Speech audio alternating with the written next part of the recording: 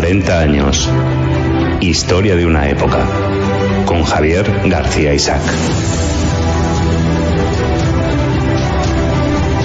Pues estamos en 40 años, historia de una época, estamos con JF La Mata. Vamos a volver a retomar lo que habíamos dejado hace ya algunos programas, y es la historia de los medios. JF, ¿cómo estás? Muy buenas, don Javier, pues muy contento de aquí. Bueno, recordar que JF La Mata colabora en 40 años, historia de una época, pero dirige el programa El Extintor y dirige el magazine de la tarde, de lunes a jueves, de 5 a 8 de la tarde, El Retrovisor, un programa que ya hemos empezado, que ya tiene un par de semanas y que está causando furor en las tardes, JF. Bueno, ahí porque usted, como se diría antes, con los buenos ojos que usted me mira, ¿no? Que se diría entonces. Bueno, yo te digo que tiene muy buena pinta y que las críticas que estamos recibiendo son muy positivas, muy positivas. Bueno, historia del ABC, ¿por dónde empezamos? Porque el ABC es uno de los periódicos decanos en la historia española. Lo teníamos pendiente al hablar de historia de medios. Acuérdese que hablamos un poco de la historia del Alcázar, del diario Ya. Otro entre los que tenemos aún pendientes estaría muy interesante el diario Pueblo, que es otro que estuvo por allí. El diario Pueblo, me encantaba el diario Pueblo. El Arriba también sea otro buen medio para hablar. Incluso y de los ya recientes, aunque no me parezca, también tienen su historia el Pobre Informaciones, que tuvo una agonía muy larga. El País, El Mundo y en menor medida La Razón y Público ya tiene más que ver con el mundo digital. Pero bueno, es interesante en cuanto a sus círculos con el poder. En el caso de y no nos olvidemos de La Vanguardia de Barcelona o el Periódico de Cataluña, el día que hablemos de la hoy ya fallecida recientemente Editorial Z, que murió hace muy poquito. Eso es del grupo Z, de Antonio Asensio. Tanto poder para acabar regalado casi a precio de saldo. Sí, efectivamente. En el caso del ABC hay quien diría lo mismo, pero la evolución de ABC es la evolución del cambio de modelo, ¿no? De la evolución de una familia a la evolución de lo que hoy es un grupo mediático empresarial, aunque ellos dirán que afortunadamente, según su criterio, como repiten con cierta frecuencia, sigue siendo un grupo español, pero cambiemos de familias. Es imposible no hablar de la historia de ABC y hablar indirectamente, que iremos hablando poco a poco, de la familia del grupo Correo, que son los que hoy son los dueños, las familias vascas del Neguri, del periódico ABC. Pero, como nuestros oyentes ya sabrán, hablar de historia de ABC es hablar de la familia Luca de Tena, del marquesado, que aún no se lo han quitado, el marquesado de Luca de Tena, que es quien fundó este periódico a principios del siglo XX. Supongo que todo el mundo conocerá la figura de Torcuato Luca de Tena Álvarez Osorio, que es el fundador de ABC. Hay que decir que el don Torcuato Luca de Tena Álvarez Osorio, digo los dos apellidos porque como va a haber tantos Luca de Tenas, si dijera solo uno nos perderíamos enseguida. Don Torcuato Luca de Tena Álvarez Osorio ya había fundado muchas publicaciones antes de ABC. ABC no era la primera, era sobre todo un señor dedicado a fundar revistas. Tenía mucho dinero, era un empresario. En esa época habrían dicho un industrial, porque en esa época se usaba más el término industrial que empresario para hablar a los que montaban negocios, y él pues entendía que la información era muy importante, la imagen y el tamaño, y por tanto sería uno de los pioneros de las publicaciones de revistas en España. La más conocida, que todo el mundo sabe, es Blanco y Negro, que duda cabe que es una marca, por cierto, de triste fin, porque para mí el fin más triste es cuando mueres olvidado. Yo no sé si usted se acuerda cuando cerró Blanco y Negro, pero yo creo que la gente ni se enteró. Nada, ni se enteró. Había sido ya convertido en un suplemento del ABC, ¿no? Que eso ya era supermuerte, porque inicialmente se vendía por separado y durante muchos años convivieron las dos publicaciones por separado, hasta que ya digamos pues la muerte de Blanco y Negro en ventas les llevó a intentar camuflarlo como suplemento de ABC y ni por esas, y al final fíjate marca... que mi abuelo, mi padre estuvieron suscritos al ABC toda la vida, y en una entrevista yo llegué a conocer a Pilar Franco, la hermana de Franco, una entrevista que creo le hizo Luis del Olmo y le preguntó que cuál era el periódico que ella leía, y ella pensaban que iba a decir el Alcázar. Bueno, el Alcázar lo leo y tal, pero el periódico que más leo es el ABC. Dice, ¿por qué? Por la comodidad de las dos grapas y no se me cae en el baño. Bueno, es verdad que durante mucho tiempo era el periódico de la grapa. Hay que recordar que una de las originalidades que hizo el señor Luca de Tena, ya Álvarez Osorio, es hacer un periódico tamaño revista. Ahora, más o menos, todos los periódicos, aunque son un poquito más grandes que la ABC, no son exageradamente más grandes que la ABC. En España no ha triunfado el periódico de doble tamaño DIN A3. El único periódico que, de una manera suicida, tardó muchísimo en cambiar su tamaño fue el Ya, que durante mucho tiempo estuvo manteniendo ese tamaño extra grande que hacía imposible leerlo en el parque o tal, porque los plegabas y aparte que para encontrar la nota en el artículo te perdías, eran tamaños que eran muy incómodos de leer, pero se entendía que dado que lo hacían los otros países europeos, pues el tamaño de un periódico tenía que tener pocas páginas, 4 eran los primeros periódicos por 2 caras, pero muy grande para que cupiera mucho. El ABC, en cambio, era, fíjese, los primeros de ABC, casi la cuarta parte de tamaño que los periódicos normales. Por tanto, que habían pocas noticias, pero mucho más cómodo de leer. La gente diría, hombre, pero eso más que un periódico parece una revista. Eso era lo que buscaba el señor Luca de Tena. Digo, voy a hacer un periódico con formato de una revista. El ABC, antes que nadie, cuando no existía el concepto portada no existía. Era la primera página y había ya 1000 noticias y tal. El ABC tenía portada. Fue el primer... Hoy ya todos los periódicos tienen portada, pero el primero que tuvo portada fue el ABC, que no tenía noticias, era una fotografía. Es verdad que no siempre era una fotografía que tuviera que ver con la actualidad. Puede ser una fotografía de una curiosidad, ha florecido un manzano, no sé...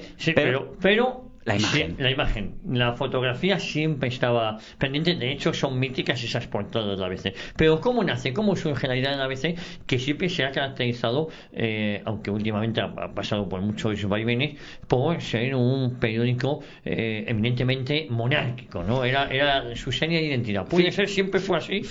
No siempre, pero la única excepción que tenemos es cuando hablemos del periodo de la Guerra Civil. Pero esencialmente sí. Hay una frase muy divertida que le atribuyen a Juan Ignacio Luca de Tena, el hijo mayor de Torcuato Luca de Tena Álvarez Osorio y su sucesor como director propietario de ABC, que es que cuando escribió una editorial se acercó un señor y le dijo: usted por lo visto ignora que el rey tiene otro criterio. Y le contestó don Juan Ignacio: y usted ignora que la ABC sale con mi criterio, no con el del rey. Ese decía, en el sentido de que era monárquico, pero con el criterio nuestro, que era...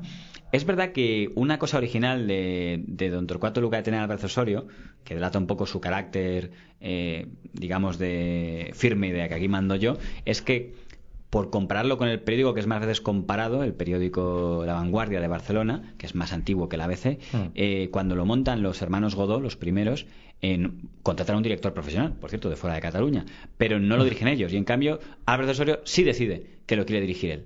O sea, crea una figura que entonces no existía, que es la figura del director propietario. O sea, aquí director propietario. Y es verdad que él no firmaba demasiados artículos, pero quiso desde el principio controlarlo él. ¿Era un periódico monárquico? Sí. Ahora bien, en el año en el que nace, que primero nace como semanario en 1903, pero enseguida se convierte en diario. Nace como semanario en 1903, ya vamos situándonos. Lo que pasa es que enseguida se convierte en diario. En diario. Y yo creo que la intención desde el principio era que fuera diario. Lo que hay que entender es que en aquel momento había, digamos, 3 tipos de prensa a nivel editorial. La prensa del sistema, la prensa, no sé cómo llamarlo, liberal, si se quiere, no como entendemos el liberal, que hoy el liberal vale para todo. En aquel momento el liberal es: no me gusta este sistema, no me gusta Ortega y Gasset, para que lo entendamos, pero no estoy con los obreros. Y por último, la prensa obrera, que era directamente la prensa insurgente revolucionaria, que estaba permitida.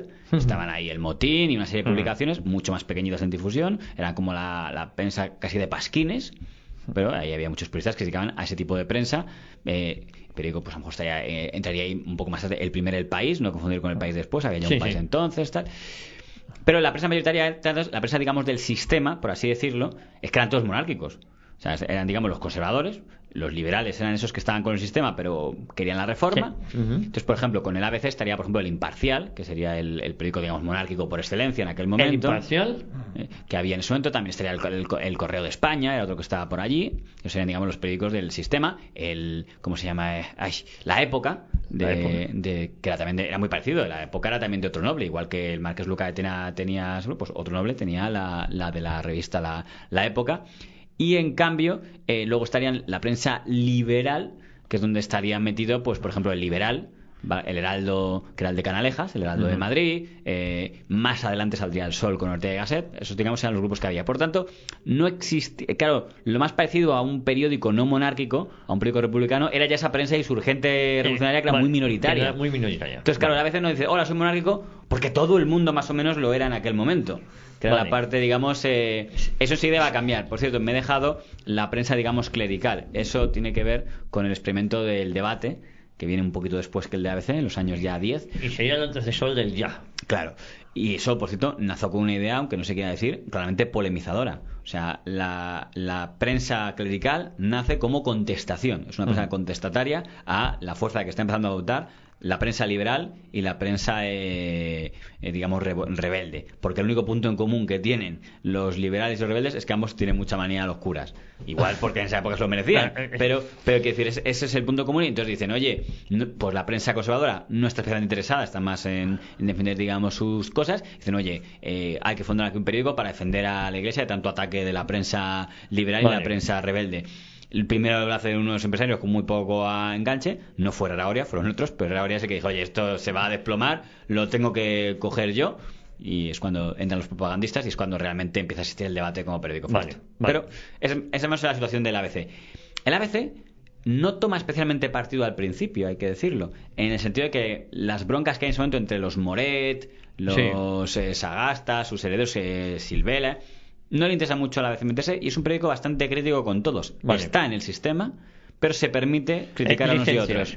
De hecho, me acuerdo cuando acaba el año 1906, sacó una caricatura muy divertida diciendo: en 1906 se va espantado por los gobernantes que ha tenido que soportar. Y sale una caricatura con las caras de Maura, Dato, Moret, los que eran, digamos, los tres, lo que ahora sería sacar las caricaturas de Pedro Sánchez Iglesias, Casado, o sea, los líderes todos, con lo cual claro que se podía meter un poco con todos. Estaba dentro del sistema, por tanto, pero dentro de los que estaban dentro del sistema no tenía especial predilección. Y esto es importante porque no era el caso de La Vanguardia, por ejemplo. La Vanguardia nace como un periódico de partido. La Vanguardia es el periódico de Sagasta en Barcelona. El Partido Constitucionalista era el nombre que tenía, pero no intenté saber los nombres de los partidos en aquella época porque cambiaban cada elección. Entonces, la gente sabía los nombres. Los nombres de los dirigentes, los líderes. Además, decir los mauristas, etc. Es decir, que no siempre era el ABC, no siempre empezó siendo sinónimo de periódico monárquico, eso venía más tarde. Claro, si entendemos que además en aquel momento la balanza derecha-izquierda, el equivalente a derecha eran los conservadores, llamémoslo los mauristas, y lo parecido a la izquierda dentro del sistema serían los liberales de aquella época, Leanse, Canalejas, etcétera. El ABC estaba más o menos, podía hablar de un periódico neutral en esa balanza. Los que estaban, digamos, metidos en la causa de las broncas eran los que he citado antes, pues el Heraldo defendiendo a saco a Canalejas, que en el fondo hasta era propietario, porque en aquella época, aunque se diga ahora el poder ha ido metiéndose en los medios como si fuera algo novedoso de ahora, pues eso es lo que demuestra la ignorancia de quien dice eso. Pero si en aquella época que estoy haciendo referencia, a principios del siglo XX, los propios políticos eran los propietarios de los medios. O sea, cada político tenía su medio. Canalejas era el propietario indirectamente del Heraldo. En el caso de Silvela, él tenía también su periódico. La Época, aunque era de un aristócrata, en el fondo estaba bajo la influencia de Cánovas del Castillo. Entonces cada cual tenía su periódico. Y había el conde de Romanones, tenía el Diario Universal. O sea, cada cual iba teniendo su periódico para que defendiera sus intereses. El ABC estaba al margen, ¿por qué? Porque tenía dinero.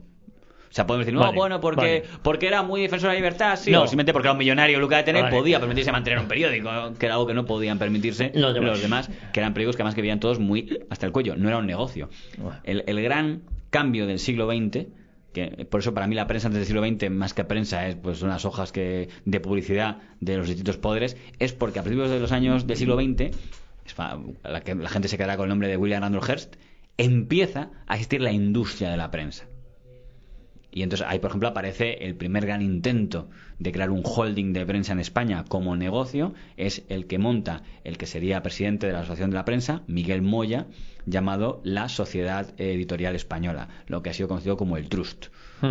Está mal pronunciado, sería el Trust, ¿no? Pero como somos españoles decíamos el Trust, que es como lo comentaban en la prensa, y que intentó unir a prácticamente todos los periódicos de España en un holding común. Era mantener las cabeceras, pero que la empresa editorial sea una propietaria. El Trust intentó convencer a ABC, que acaba de salir. ABC lleva muy poco tiempo, se reunió Miguel Moya, déjame que te compre tal.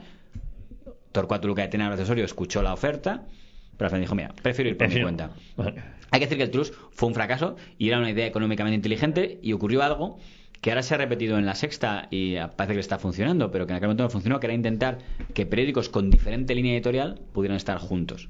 Entonces, en el mismo Trust estaban el Heraldo, que era más bien tirando a liberal, el Imparcial, que era claramente de derechas y era monárquico a más no poder, y se metió también el Liberal, que era prácticamente lo que hoy sería un medio, digamos, progresista, era el que estaba más.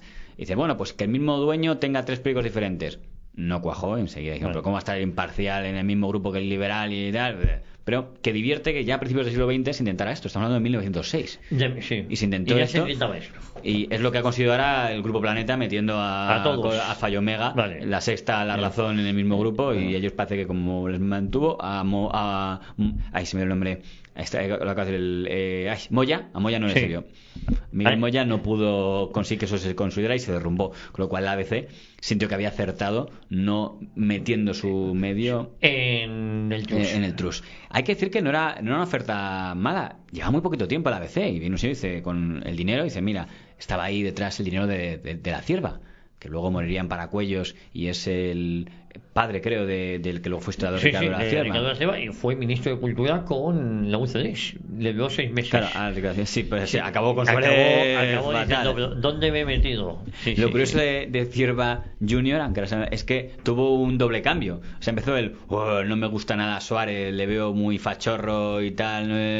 Y luego luego se volvió súper suarista. Me gusta. Entró como ministro, le defendieron artículos cuando Gregorio Morán hace un libro contra Suárez llamado La ambición, historia de una ambición, que Cierva le defiende como comunista. ¿Cómo atacan al pobre Suárez? Justo después de que dice más en ese artículo, yo que no le debo nada a Suárez ni le deberé nada a Suárez, le quiero defender por el ataque a este libro, y al mes siguiente aceptó ser ministro, con lo cual dices, bueno, ahora ya sí le debes algo. Y luego salió escaldado, y luego salió y ya vamos, era como decir, esto es un desastre, que por cierto, creo que visto la estabilidad del gobierno de Suárez, no era muy desencaminada la crítica de la Cierva que el gabinete. Bueno, este era el Cierva padre, que era alguien que tuvo mucha importancia en la política, en la abogacía y también en el mundo periodístico del sistema de la Restauración, el que aportó mucho dinero a Moya. Luego se lo agradecieron fatal porque los periódicos liberales le cerraron mucho a Cierva padre. Pero, el primer, digamos, intento de tiburoneo, de comprar el ABC a la familia Luca de Tena, llegó ahí entonces con la oferta del Trust, que teóricamente decía, vamos a respetar tu línea editorial, simplemente es que estés dentro de una empresa, pero a Luca de Tena le pasa como con la Iglesia, con la COPE, que dices, no me fío, prefiero no soltar. La diferencia es que la Iglesia nunca ha soltado la COPE y los Luca de Tena, como iremos viendo, acabaron soltando la vez.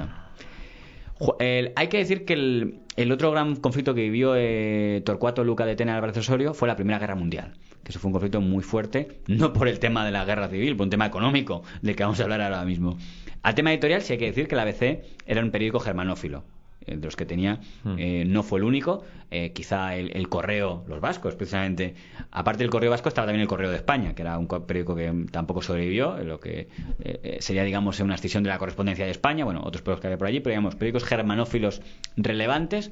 Quizá el más importante sería La Tribuna, que era un periódico que dirigió un señor complicadísimo de explicar, llamado Cánovas Cervantes, un tío rarísimo. O sea, para que lo entiendan, Cánovas Cervantes era un tipo que durante la Restauración, no me gusta ese término, pero para que se entienda, hubiera sido alguien de extrema derecha, en el sentido que era muy conservador, muy de derecha, y durante la Segunda República se volvió comunista. Con otro y seguía ahí dirigiendo. Bueno, pero en aquel momento, en la Primera Guerra Mundial, defendió a saco a Alemania. De hecho, había broncas de que decía La Tribuna que el periódico El Liberal lo tenía que llamar Le Liberal, porque le parecía que era muy pro-francés, y entonces el Liberal dijo, bueno, nosotros llamaremos Das Tribune a la Tribuna, por ver un poco cómo el contraste. El ABC estaría sin polemizar tanto como La Tribuna, pero también tuvo una línea editorial más o menos favorable a Alemania. Hablamos de la Primera Guerra Mundial. La Primera Guerra Mundial, sí. Hay que decir que tiene cierta lógica, porque el gran debate que había en aquel momento es el de... claro, como son palabras tan desgastadas, la gente no puede entender, pero en aquel momento se hablaba de muchos estados liberales, lo que representaba, por ejemplo, Francia.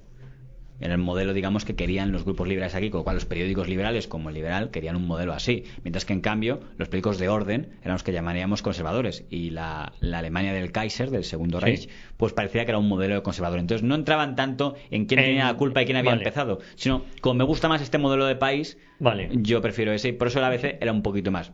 El ABC nunca publicó una editorial Viva Alemania, simplemente por la cobertura que daba, se veía que había Alemania, más simpatía hacia Alemania que a lo que podían tener el Sol o el Liberal, que eran claramente favorable a Francia, porque siempre les han molado, no sé por qué, al sector intelectual siempre tiene una cierta fascinación por Francia, ¿verdad? Viene históricamente por generaciones. Sí, lo que nos diga Francia, lo que les diga a ellos Francia, parece que les tiene mayor consideración.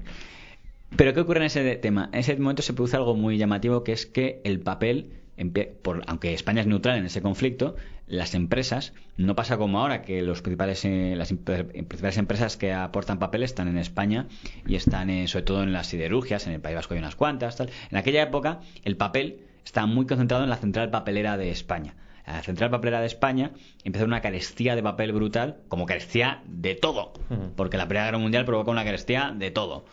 Aunque España sea neutral, le afecta porque estamos en Europa y Europa se está quedando sin nada. Todos los recursos están destrozándose en la guerra.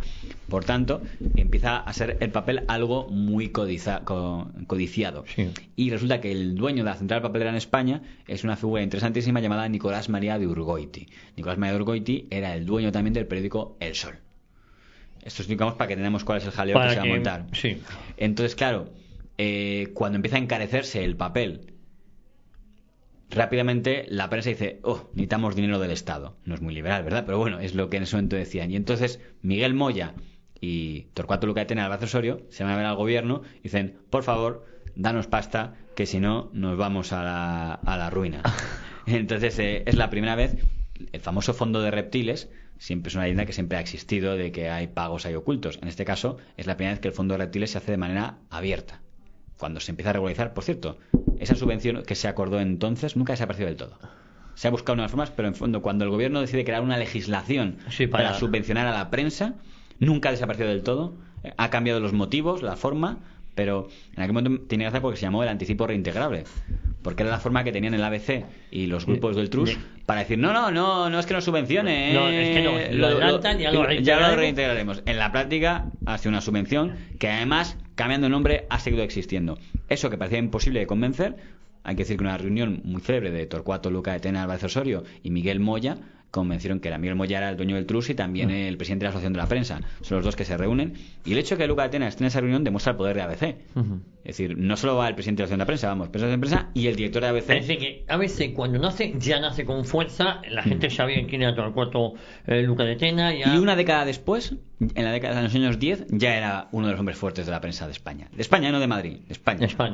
Que eso es porque nació primero con un periódico local, con un periódico de Madrid, y luego enseguida... Siempre tuvo ámbito nacional, pero es verdad que en principio donde tenía fuerza en Madrid. Es verdad que no será del todo un ámbito nacional hasta que ya nazca ABC de Sevilla, que ya será en los años 20. Pero sí es verdad que enseguida le dio una gran importancia a los corresponsales extranjeros. Está imitando lo que he visto que lo hizo muy bien también el diario El Sol. Cuando llega El Sol es el primero que dice, aquí es bueno que empezamos a tener gente bien colocada en unos y otros, si hace falta pagamos a un corresponsal de un medio argentino para que también nos dé una crónica para nosotros, y empiezan a aparecer crónicas compartidas. Por cierto, con una diferencia, El Sol, Urgoiti contrataba directores, y ahí estaba Manuel Aznar, el más famoso de todos ellos. Torcuato Lucatena era él, el que contrataba lo pagaba él, pero él quería seguir figurando como director. Una cosa muy rara, pero que fue la obsesión que él fue, desde que fundó el periódico hasta que se murió, director propietario, con ese rango. Y ellos consiguen que el gobierno con dato hagan ese anticipo como sea reintegrable. El Sol se opone, dice, esto es una subvención encubierta, estamos en contra. Gobierno, Ortega y Gasset hace artículos muy duros diciendo el Estado no tiene por qué meterse en la supervivencia o no de la prensa, por las garantías que subvencione al sector agrícola o al sector tal. Que los debates que tenemos hoy en día ya existían en 1903 1906. ¿Y qué es lo que dicen el ABC y los medios del TRUS? Una campaña brutal contra Urgoiti, es decir, menudo jeta, habla el que tiene acceso a papel gratis. Claro, era igual por eso en lo que ella presidir de la...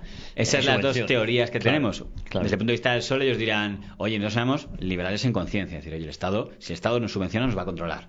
Pero ¿qué van a decir el ABC? Y lo que dicen es el boletín de la papelera de la empresa, el boletín de la papelera nos da lecciones de independencia, lo que quieren es que quedaremos todos para ser el monopolio, tal. Entonces los ataques son brutales, o sea, con frases del tipo ¿cómo Urgoiti nos da lecciones? Bastante... En esta década, los años 10 que estamos hablando. Los años 10 ¿del siglo XX? Del siglo XX, eso es. ¿Qué público tenía acceso a los periódicos? Porque claro, en España gran parte era analfabeta. Es muy interesante eso que usted saca, porque realmente la tirada de la prensa era muy reducida. Aparte que estamos hablando de que había, si entendemos prensa de Madrid, prensa de ámbito nacional, había 26 periódicos aproximadamente, de lo que van cerrando y quebrando. Hoy recordemos que prensa que pueda considerarse de ámbito nacional en España hay 4. pero para entender la diferencia que había del número de periódicos brutales que había en aquella época, y muchas veces la gente iba al kiosco y decía, pues hoy me llevo este, y ni siquiera le sonaba la cabecera, simplemente para el que estaba hoy por ahí. Hay cabeceras que duraron muy poquito, El Globo, El Parlamentario, pues que duraban 2 años y se esfumaban porque no lograban calar. Un periódico que sí duró mucho y que no era muy conocido, El Ejército Español. Había mucha prensa militar que estaba dirigida a militares exclusivamente, eso ya no existe, pero está muy cercada. El ABC está dirigido a todo el público, por lo tanto no era un público dirigido como a sectores clericales, como fuera el debate, o sectores militares, pero en la práctica, no nos engañemos, todo lo que implicaba cierto nivel de lectura era un periódico intelectual. Por tanto, tenía mucha influencia porque la gente que lo leía era la gente, por ejemplo, todos los diputados, toda la gente con poder, claro, lo leía. Gente con poder, gente pudiente. Pero, por ejemplo, cuando El Sol se dio cuenta y creó un periódico B, El Sol crea La Voz, que es también de Urgoiti, porque se da cuenta que El Sol solo lo lee la gente muy intelectual. Entonces tiene que hacer un periódico, digamos, más básico, que es La Voz, para que sea, y se habla mucho del Sol y nada de La Voz, pero La Voz tiraba el doble que El Sol. Claro. No tenía nada de influencia, ¿por qué? Porque era un periódico dirigido a las clases populares. Fíjese cómo hablaba la gente de clases populares con lo secundario, que un periódico que vendía más que El Sol, claro, no era para Urgoiti tan importante, porque importante era El Sol. Claro, el importante era la cabecera importante, que era la que tenía influencia. En cambio, La Voz vendía mucho más que El Sol. Y era el mismo dueño, Urgoiti podía haber presumido. Y ahora cuando se habla de Urgoiti y de Ortega y Gasset, se habla siempre del Sol. Pero si su otro periódico vendía más, pero era el de las clases populares. ¿Cómo fue desarrollándose los...? En la Voz, por cierto, llevan a poner en portada Torcuato Luca Gaitena es un imbécil y un viejo libidinoso. ¿Dónde? En El Sol. En La Voz. Como portada. Digo, para que veamos el nivel de agresividad que había. O sea, no es una bronca de, bueno, y contra Urgoiti llegó a escribirse bastante ocupado, anda Urgoiti lamiendo los zapatos del Marqués de Urquijo, en el sentido de la pelota que hacía para conseguir dinero, que la gente escribía con muy mala uva.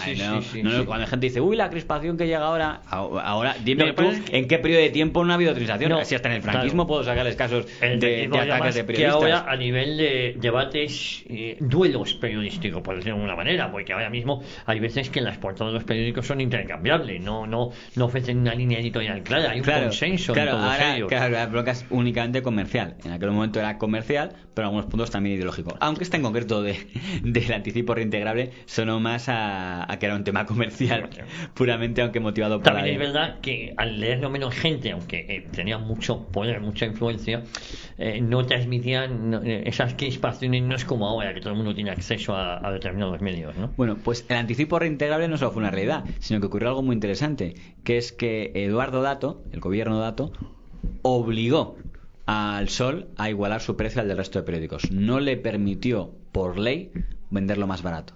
Hizo un real decreto ley para que no bajara el precio, porque claro, podría haberlo bajado. Y el titular del Sol fue la ley de Luca Gaitena contra nosotros. Y dicen claramente, es la teoría de lo que dice el Sol, y está en las hemerotecas. Ellos tienen la teoría de que ha sido, fíjese la fuerza que le atribuyen a Torcuato Luca Gaitena a Álvarez Osorio, que dicen, Torcuato de Osorio ha conseguido que el gobierno apruebe una ley únicamente para pero fíjate, esa ley, corrígeme si me equivoco, 1920 no sé si igual o no sé si luego continuó, pero yo de pequeño compraba varios periódicos y todo valían lo mismo. Claro, esa ley en la práctica no fue derogada. Fíjate, durante toda la República siguió funcionando la ley de regulación de los periódicos. Durante el franquismo siguió funcionando, y durante el gobierno Suárez y después la democracia no se derogó nunca. Simplemente en un modo determinado se consideró que había decaído, pero hasta que nadie se atrevió a hacerlo no se inauguró. No sé si fue el país que subió un poquito el precio. Sí, pero el que se atrevió a hacerlo al revés, a bajarlo, fue La Razón de Ansón. O sea, el primero que hace una guerra de precios en España a nivel nacional es Ansón, que lo baja. Ansón, no con ABC, sino contra ABC, que luego hablaremos de eso, con La Razón. Pero en este primer capítulo que estamos dedicando a la ABC, en aquella época hay que decir que la fuerza que le atribuían, no sé si es verdad, a Torcuato Luca Gaitena y Álvarez Osorio, fue la de que dicen que estuvo detrás del Real Decreto que obligaba a todos los periódicos a tener el precio similar según el número de páginas y el tamaño, para que ninguno pudiera venderse más barato. Y según su teoría, para que el Sol, que tenía acceso a papel por ser su dueño, el dueño de la central papelera, pues no podía hacerlo. Entonces fue, digamos, la primera gran guerra que lidió. Y hay que decir que una guerra que pudo acabar en duelo, porque Torcuato Luca Gaitena y Álvarez Osorio llegó a mandar a sus testigos por Urgoiti, después de que un artículo que hizo Urgoiti contra él diciendo lo que decía antes de imbécil y viejo tal, les mandó a sus testigos y como, bueno, pues diga usted la fecha y la hora para que nos batamos en duelo. Hay que decir que era legal, Sí, en aquel momento todavía estaba legal, estamos en el siglo XX, Hay que decir que Urgoiti no aceptó en aquel momento y mandó a unos testigos para intentar tranquilizar el tema y más o menos se tranquilizó. No así, curiosamente, con los otros de la bronca, los del Trust, que ellos también insultaron mucho a Urgoiti y Urgoiti a ellos, y ahí sí hubo duelo. Y Urgoiti se tuvo que hacer un duelo con el hijo de Moya.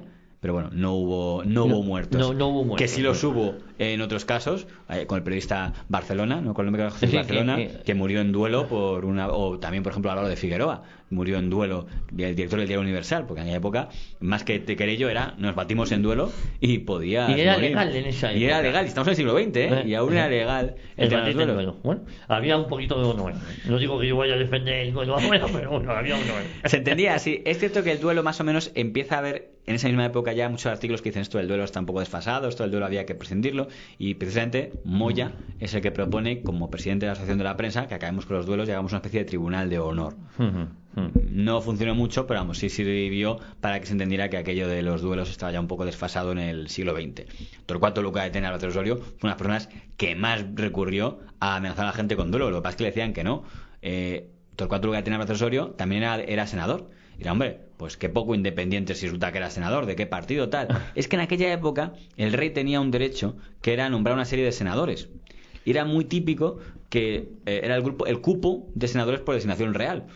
Y hay que decir que el rey entendía que gente que tenía cierta influencia en la sociedad y se le atribuía, por ejemplo, a Torcuato Luca de Tena Álvarez Osorio o algún empresario o algún tal, pues le sentaba y tenían el mismo voto que los votados electoralmente, pero era un grupo, era como el cupo del rey, para que el jefe de Estado tenga una influencia. Cuando se está debatiendo la Constitución española, hay una serie de personas que defienden que se mantenga. Bueno, de hecho, hay que decir que la Constitución se negocia con los senadores por designación real aún presentes. Y una serie de personas, Camilo José Cela, Julián Marías, Torcuato Fernández Miranda, Guillermo Luca de Tena, yo que sé, José Ortega Espotorno, que están ahí y están en las sesiones y están todos, y ¿quién se había votado? Nadie.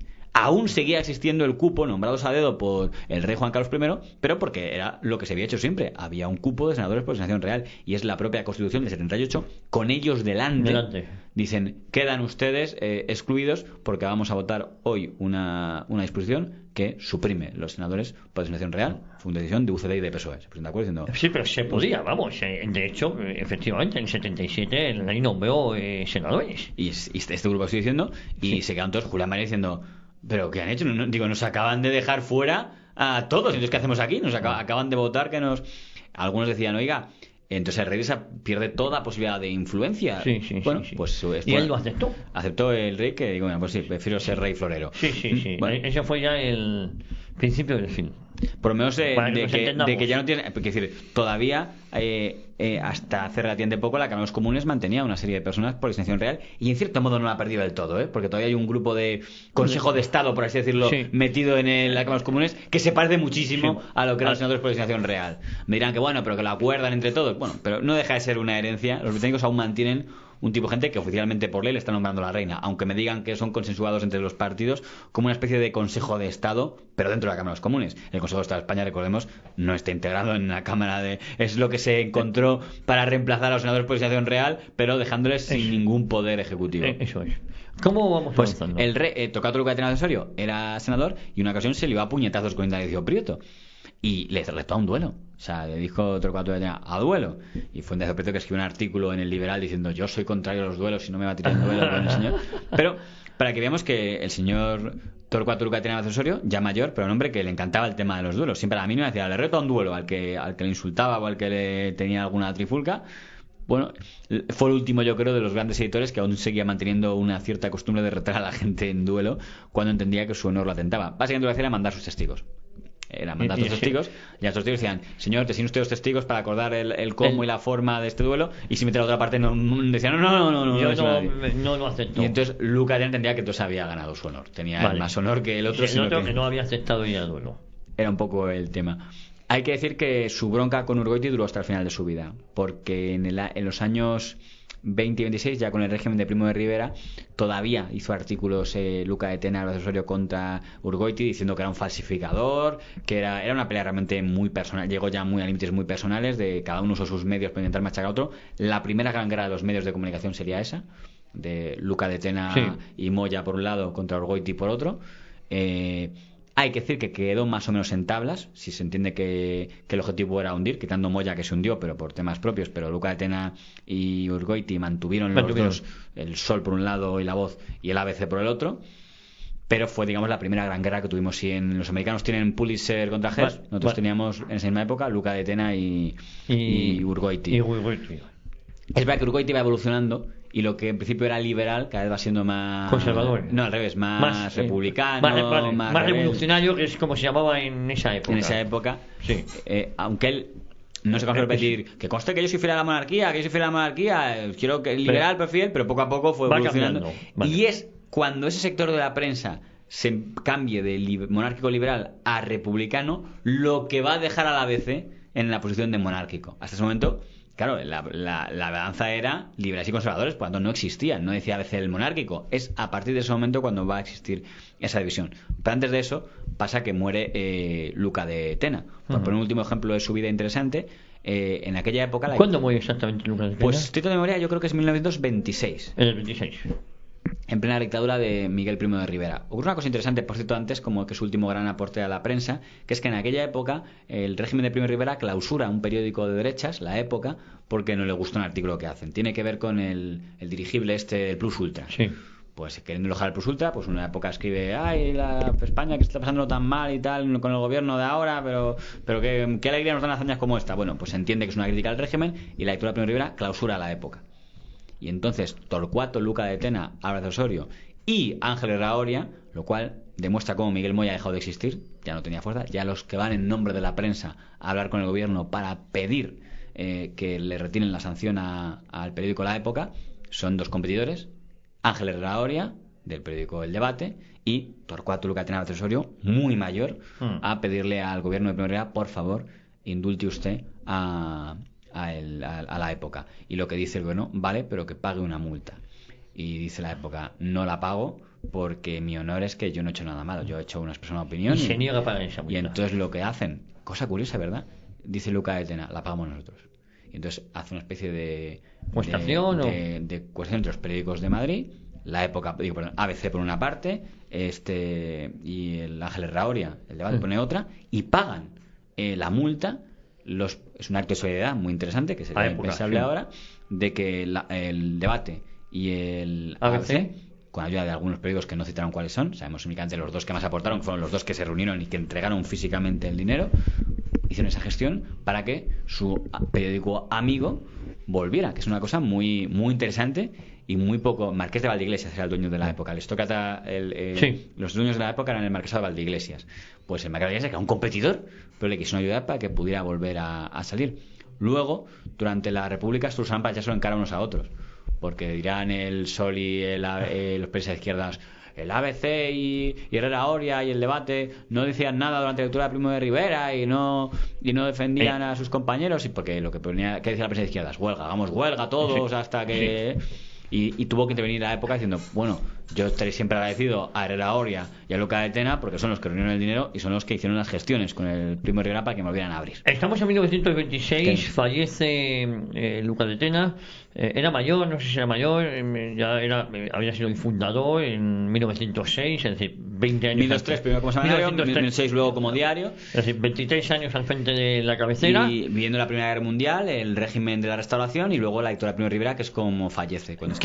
A partir de ahí, ¿quién se queda o quién es el nuevo director? Porque sigue quedando en manos de la familia. Claro, ¿no? Y hacen honor a un sistema monárquico, que es el hijo, que es Juan Ignacio Luca de Tena García Torres, que es el que... Es el hijo. El hijo, el que le da. Había otro hermano, que es Fernando Luca de Tena Ita. Él tenía que ser Fernando Luca de Tena García Torres, pues lo usaba para firmar, Fernando Luca de Tena Ita. Y entonces esos dos hermanos son los que quedan al frente, pero vivirá muchísimo. Fernando Luca de Tena Ita vive hasta el año 82. Es una vida larguísima la del hombre, y siempre se quedó en el Consejo de Administración de Prensa Española. Hasta el año 82 estuvo. El hermano en la ejecutiva, pero no director. Director era Juan Ignacio Luca de Tena, que es quien hereda el marquesado, y por tanto con el marquesado el periódico. Es el presidente de Prensa Española, la empresa que se ha creado para gestionar el periódico, la editorial, ¿no? y es el que le toca dirigir. De todos modos, para que se vea un poco ¿Cuál es la mejor época? ¿Esta o vendría la iniciada? Es interesante esa pregunta. Alguien dirá que la mejor época de ABC es el tema de la Restauración, porque el nivel de influencia del periódico de ABC en la etapa de la Restauración, la que hemos estado hablando, era brutal. Es decir, esos 20 años esos 23 años del fundador. Sí, no era un periódico, era el periódico. El periódico. Y sorprende un periódico tan jovencito.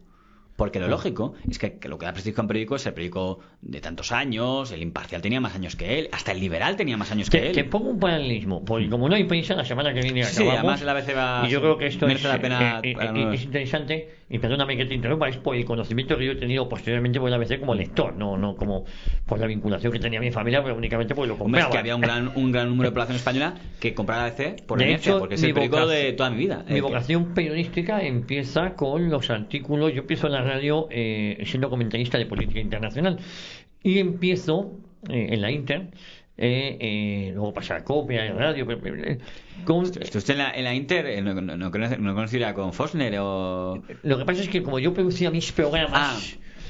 perdón. No, sí, con Javier Castro Villacañas. Sí, ya más él reciente. llevaba los informativos más, te hablo del año 2000. Sí, pero yo me estaba yendo ya a los años 90. No, yo en el año 2000. No soy tan mayor, ¿eh? No, Pero yo hacía mis pinitos y dentro del programa de Javier Castro Villacañas, de los informativos, llevaba temas de política internacional. A mí, mi pasión por el periodismo y por la lectura de periódicos, yo tenía que leer. Yo recuerdo que incluso antes de eso estuve en una multinacional y estuve años que mi trabajo consistía en leer unos 15, 16 periódicos diarios. Desde las 7 de la mañana hasta las 9. Tenía que ver para sacar noticias de la empresa. Además había que leerlos a mano. No existía un ordenador para cada 5 personas. Bueno, eran los artículos de Manuel Blanco Tobío, que fue un gran columnista. Manuel Blanco Tobío merece más un espacio cuando hablamos de la historia de la Riva. Efectivamente, pero luego su última época la pasa en la Anson ABC. es ficharle. Fíjate, Anson no le tenía ningún cariño al franquismo porque quería presumir de antifranquismo, pero algunas figuras yo creo que a Blanco Tobío le recogió por el tema internacional. Era tan conocedor del mundo internacional. Era brutal sus columnas. Yo tengo muchas le permitía todavía, escribir tribunas y tal y las fue de los columnas pocos, de los pocos falangistas que aceptó Anson en la ABC. Y yo era al que leía. De una forma continua. Oye, pero no te interrumpo. No, aquí claro, todavía no existe el periódico como, digamos, periódico de columnistas. Hay que decir que el modelo de columnismo que conocemos en España se empieza a crear sobre todo después de la guerra civil. Sí hay algunas firmas importantes, pero las firmas no comentaban la actualidad. Las firmas comentaban lo que les daba la gana. Era más para comentar un poco, si se quiere, alguna reflexión existencial que tuvieran, algún modelo. Una firma muy importante es Mariano de Cavia, que era el que digamos uno de los grandes que tenía fichado cuando se habla del Imparcial, del que hablamos tanto. Pero no es que me acabe de comentar lo que opina de lo que ha pasado hoy. Puede ser un artículo sobre la nieve, como González Ruano, que vendrá mucho después. Pla, era otros que había. En el caso de la ABC, por ejemplo, ya había, para que sea un poco el tan liberal que había, llega a fichar incluso alguna figura claramente republicana que había en aquella época, como Gómez Carrillo, que entonces se había ido del liberal enfadado, y luego cuando el liberal tiene una escisión porque se crea La Libertad y Moya muy mayor dice, ay, se me están yendo todos, le pide por favor a Torcuato Luca de Tena, déjame recuperar a Gómez Carrillo, venga, anulo mi contrato, porque entendía mucho el señorío, que decía mucho. Su hijo Juan Ignacio Luca de Tena, la mayor aportación que hace Juan Ignacio Luca de Tena y García Torre es ABC Sevilla. ABC Sevilla nace en esta época. El origen de los Luca de Tena era Sevilla, entonces se decía, oye, yo creo que puede merecer la pena una hacer edición en sevillana. En aquel momento no existía el concepto de ediciones que ahora sí existe claramente. Entonces era como, qué raro, pero si hay una ABC Madrid, ¿por qué una ABC Sevilla? No tiene sentido. Ahora todo el mundo tiene ediciones en otras zonas. Es lo que empezaba a existir el concepto de periódico nacional. Porque se decía siempre periódico de Madrid, no porque fueran solo para Madrid, se vendía en toda España, pero como se dice en New York Times para todos los Estados Unidos, pero por la información de Nueva York, de la capital. Y él decía, no, vamos a dar una idea un poco de imagen. El ABC de Sevilla, en honor a la verdad, de Juan Ignacio Luca de Tena y García Torres, nació líder y a día de hoy lo sigue siendo. Lo sigue siendo. O sea, podrá ganar el PSOE con mayoría absoluta en Andalucía, digo en Sevilla, pero al comprar el periódico sigue siendo el periódico más votado, lo cual es algo sorprendente. Quiere decir que hay mucha gente que vota ABC aunque no comparta sus ideas. Pasó una época muy gloriosa con Antonio Burgos también. Sí, que acabó por ir fatal en un momento, pero luego lo recuperaron. Hubo una gran bronca ahí que luego afortunadamente lo consiguieron recuperar, pero tras casi 10 años divorciados. En el caso también hay una figura, ahí estuvo, bueno, ya hablaremos de un director muy importante de la ABC Sevilla, al que por cierto yo creo que se quiere vilipendiar con temas del 3F que para mí no están suficientemente probados. En el caso del ABC de Sevilla, digamos que Torcuato Luca de Tena Osorio era fundador de ABC, Juan Ignacio Luca de Tena García Torres fue fundador de ABC Sevilla, quedaron como, digamos, los dos grandes fundadores del periódico, y Juan Ignacio Luca de Tena es el que se va a encontrar con el mayor desafío del ABC, que es la Segunda República. Ese va a ser, digamos, el gran momento, lo que va a trastocar todo. La imagen que tenemos del ABC como periódico de combate, como periódico monárquico y como periódico de derechas, se va a forjar en ese momento. Cuando llegue la República, gran parte de la prensa monárquica se va a desmoronar. Unos directamente van a cambiar de bando. Hay un editor llamado Luis Montiel, cuya familia sigue en el sector editorial, son los que editaban la revista Semana, los que fundaron el periódico deportivo AS, donde siguen, aunque en minoría, porque con propia mayoría, pero siguen siendo por ahí metidos con un porcentaje pequeño. Ellos, muy amigos de la cierva, vamos, ellos en cuanto se proclama la República dicen, vamos a ver los republicanos. Y con mala idea a veces dice, el señor Montiel, monárquico hasta el día, perdón, republicano a partir del 1 de abril, del 14 de abril. Entonces, que era una maldad que decían, para decir, aquí hay muchos que se han cambiado, otros directamente se arruinaron, el Imparcial directamente cerró y quebró. Con lo cual, el ABC recoge un poco la vela. La Herrera Oria es complicado lo que hace Herrera Oria. Herrera Oria inicialmente hablan muchos de que hizo una editorial el Ya apoyando la República. Es mentira, nunca hizo una editorial apoyando la República. Lo que hizo fue, cuando gana la República las elecciones, bueno, la CEDA las elecciones, en el 33, diciembre, cuando se da cuenta de que la CEDA va a gobernar, le hace el favor de decir, hay que acatar la República. Hasta ese momento no publican nada. Es más, cuando se va el rey, hace una editorial apoyando al rey. Es después cuando dicen, mira, es que en el fondo lo malo que tuvo el Ya y el debate es que pasaron a ser periódicos de partido, de la CEDA. Pasaron a ser periódicos de Gil. Y el ABC se mantuvo... El ABC se mantuvo como el más agresivo enemigo de la Segunda República desde el punto de vista editorial. Yo discrepo, aunque es una tesis muy interesante, de la tesis doctoral que ha sacado hace poco un compañero que coincidimos aquí en el Nieto, sobre el Alcázar, porque él dice que los periódicos que defienden causas dejan de ser periódicos y que el Alcázar a partir del año 75 deja de ser un periódico porque elige editorialmente la causa de oponerse al sistema de transición del gobierno Suárez y de los tres partidos del consenso. Y yo le dije, si tú dices que un partido que se opone al sistema deja de ser un periódico, él a veces deja de ser un periódico.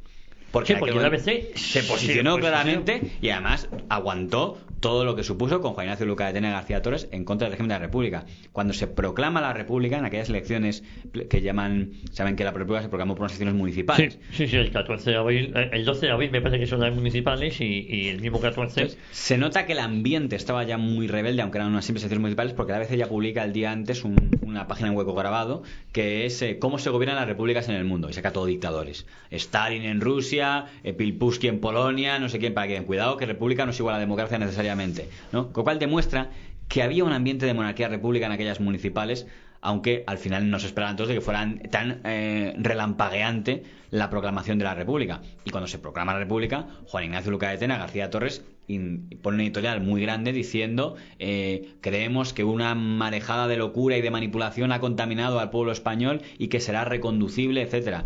A veces unos partidos que más defienden que el reino ha abdicado, que se ha ido porque claramente confiaran en que volviera.